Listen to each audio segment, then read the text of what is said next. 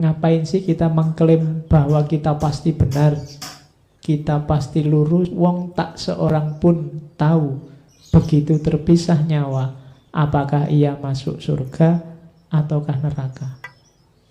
Siapa berani angkat tangan menjamin saya pasti surga, Pak? Tidak ada. Seandainya kamu orang soleh sekalipun, begitu kamu yakin 100% masuk surga, ada kesombongan dalam hatimu. Dan dia yang jadi hijabmu untuk masuk surga. Assalamualaikum warahmatullahi wabarakatuh. Apa kabar semua sahabat channel Orano Popo? Semoga kalian semua dalam keadaan sehat walafiat tanpa kekurangan satu apapun. Dalam perjumpaan kali ini saya ingin mengajak sahabat semua untuk mendengarkan kajian dari Dr. Farudin Faiz yang membedah tentang puisi-puisinya Abu Nawas yang sudah cukup terkenal. Di sini cukup menarik sekali untuk pembahasannya, untuk kajian filsafat dari beliau, karena puisi-puisi dari Abu Nawas ini sangat menarik, syarat akan ilmu dalam kehidupan sehari-hari. Jadi mari kita dengarkan bersama, semoga kita dapat mengambil ilmunya dan menambah wawasan kita. Tanpa berlama-lama, mari kita langsung simak kajian dari beliau. Allahumma sholli ala sayyidina Muhammad.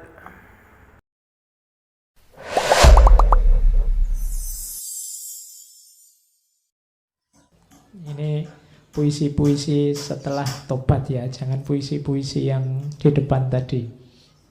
Saya potong-potong. Itu kalimatnya bagus. Begitu engkau cinta pada dunia, maka hanya kepahitan hidup yang akan kau rasa. Tidakkah engkau tahu hakikat dunia yang awalnya bening dan akhirnya asin? Itu Abu Nawas mengingatkan kita bahwa dunia yang kita cintai ini punya hakikat positif di awal, tapi lama-lama dia akan jadi negatif. Ini hakikatnya dunia sudah. Manusia awalnya muda, kuat, jago, tapi lama-lama dia akan menyusut, menurun, jadi tua, jadi lemah. Makan enak, seenak apapun makanan, awalnya enak, tapi coba kamu tambah dari 1 piring jadi 2 piring. Enaknya tinggal setengah, kamu tambah lagi jadi 3 piring. Enaknya tinggal 1/4, kamu tambah lagi. Sampai piring kelima kamu akan muntah. Yang enak tadi jadi tidak enak. Itu hakikatnya dunia. Pacar cantik, apalagi? Iya cantik sekarang umur berapa? 10 tahun lagi, 20 tahun lagi, 30 tahun lagi. Sudah setara kita level. Sama. Jadi kalau kamu nembak terus jawabannya tunggu ya 30 tahun lagi, oh itu sudah berubah banyak pasti sudah. Oh manusia, dunia levelnya menurun. Jadi awalnya bening, akhirnya asin. Maka kalau kita jatuh cinta pada dunia, siap-siap sakit dan kecewa. Karena dunia itu dahsyat nikmat di awal toh. Lama-lama kualitas kuantitasnya menurun. Jadi jangan jatuh cinta pada dunia, rugi, eman-eman. Jadi jatuh cintalah pada yang lebih hakiki. Saya lupa pernah baca di mana. Kalau akhirat itu kebalikannya dunia. Akhirat itu tambah lama, tambah meningkat, tambah berkualitas. Cuma ya mungkin teori yang lain, kitab yang lain. Jadi ceritanya kalau di akhirat itu misalnya hubungan suami istri awalnya enak, diulang lagi tambah enak lagi, tambah enak lagi. Beda sama di dunia, tambah enak 2 kali, 3 kali KO kamu sudah. Jadi kalau di akhirat itu ada yang kitab yang cerita begitu. Sebenarnya itu metafor untuk menunjukkan kalau bedanya dunia sama akhirat. Maka yang kita cintai harusnya yang lebih hakiki, ketuhanan dan akhirat, bukan yang dunia. Terus Nah, ini sindiran. Wahai orang-orang yang peduli pada agama, ketahuilah bahwa kebebasan dan pemaksaan itu tidak ada. Semua yang kau tuduhkan tak ada benarnya selain kematian dan alam barzah. Tak seorang pun tahu begitu terpisah nyawa apakah ia masuk surga ataukah neraka. Ini sindiran bagi kita. Di antara kita ada yang mengunggul-unggulkan kebebasan, ada kebalikannya, mengunggul-unggulkan kekakuan, pemaksaan. Yang satu beragama sangat keras, yang satu beragama sangat longgar. Yang satu andalannya kebebasan, yang satu andalannya pemaksaan. Katanya Abu Nuwas, semua yang kau tuduhkan tidak ada benarnya. Orang yang menganut aliran kebebasan biasanya menyebut yang aliran pemaksaan sebagai dogmatis lah, literalis lah, apalah, fundamentalis lah. Kebalikannya, yang punya aliran pemaksaan biasanya menyebut yang punya mazhab kebebasan sebagai liberal lah, sesat lah, macam-macam. Katanya Abu Nuwas, semua yang kau tuduhkan tak ada benarnya, dua-duanya salah. Kenapa? Jangkauan wawasan manusia tidak ada yang berderajat pasti. Satu-satunya yang bisa dipastikan dalam hidup ini hanya kematian dan akhirat, alam barzah. Jadi yang kita omongkan berdasarkan pemahaman kita itu semuanya tidak pasti. Satu-satunya yang pasti hanya kematian dan alam barzah. Maka untuk hal yang tidak pasti, jangan korbankan hal yang pasti. Karena hal yang tidak pasti tadi, kita meresikokan bahaya kepastian. Maksudnya apa? Kadang-kadang demi kebebasan, demi pemaksaan, kita terus saling serang, saling menjatuhkan, saling menyakiti, saling berbuat dosa. Ini kan resikonya setelah kematian. Jadi sebenarnya kita sedang menjual yang tidak pasti demi menjual yang pasti demi yang tidak pasti. Nah, itu kalimat ini arahnya ke situ. Padahal ngapain sih kita mengklaim bahwa kita pasti benar, kita pasti lurus, wong tak seorang pun tahu begitu terpisah nyawa apakah ia masuk surga ataukah neraka. Siapa berani angkat tangan menjamin saya pasti surga, Pak? Tidak ada. Seandainya kamu orang soleh sekalipun, begitu kamu yakin 100% masuk surga, ada kesombongan dalam hatimu. Dan dia yang jadi hijabmu untuk masuk surga. Jadi tidak ada satupun yang pasti. Wong begitu nanti di akhirat sudah hak prerogatifnya Allah. Mau surga apa neraka itu sudah urusannya Allah, tidak jaminan. Ada yang amalnya luar biasa karena kesalahan kecil akhirnya nggak jadi masuk surga. Ada yang dosanya luar biasa karena kebaikan kecil tidak jadi masuk neraka. Kan banyak cerita-cerita semacam itu. Dalam tumpuan dosa, kebaikan kecil bisa membawa ke surga. Dalam tumpuan pahala, kesalahan kecil bisa menyeretmu ke neraka. Maka tidak ada yang pasti. Jangan menyombongkan diri.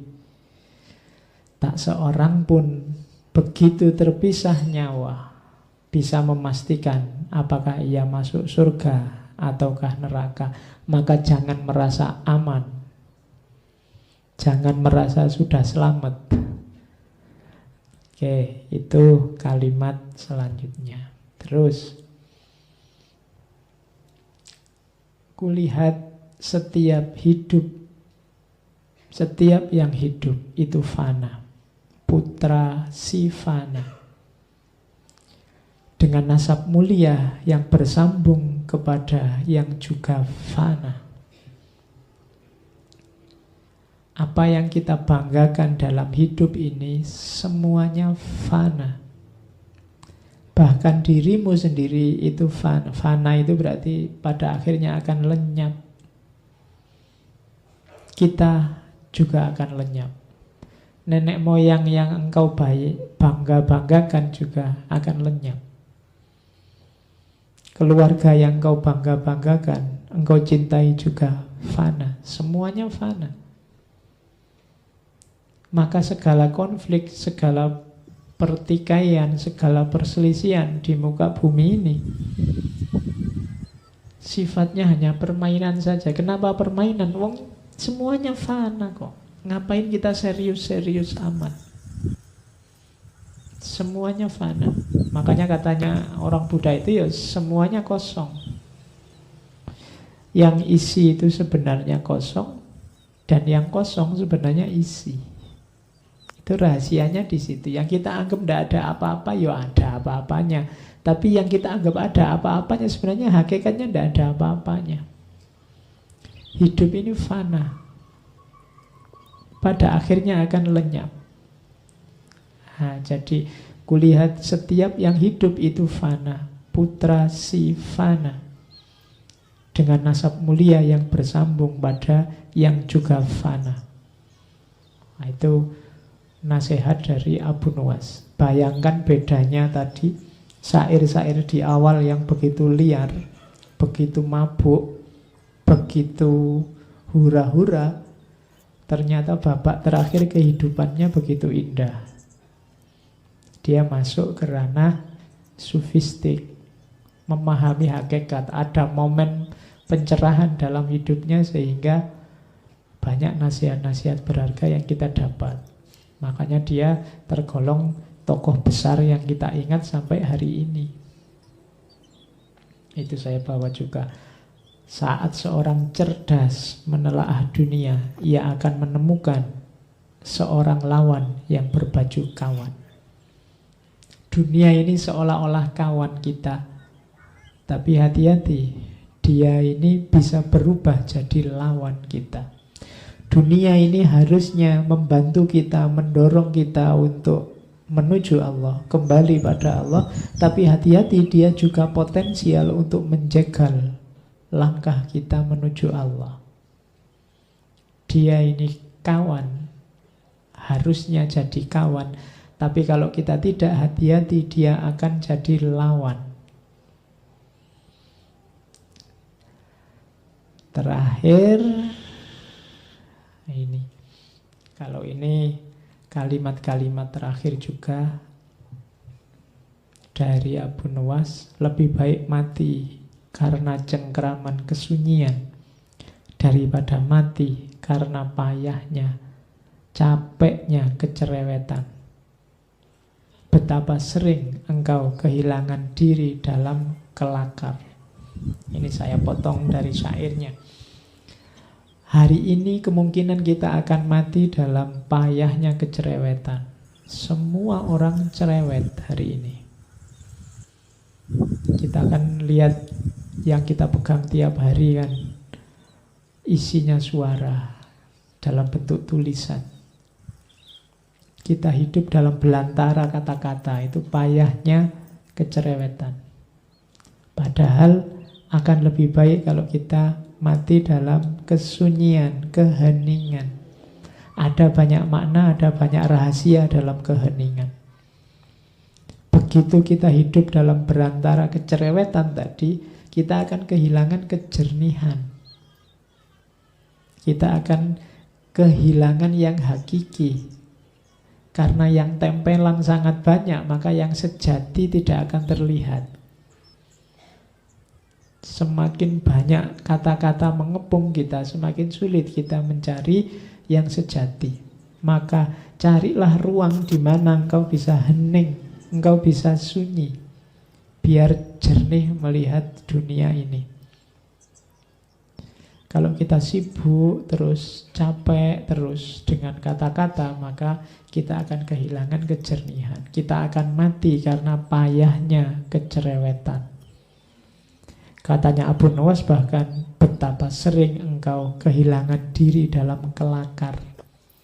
Kelakar itu kan ngomong ngalor ngidul yang tidak jelas. Yang itu membuat kita kehilangan diri, tidak waspada. Padahal mungkin dulu ini hobinya Abu Nawas, kelakar. Tapi kemudian dia sadar dalam kelakar kita sering kehilangan diri. Kita sering kehilangan hakikat hidup kita. Jadi terakhir Abu Nawas ini menasihat kita, ayo kita bikin waktu-waktu kita berharga.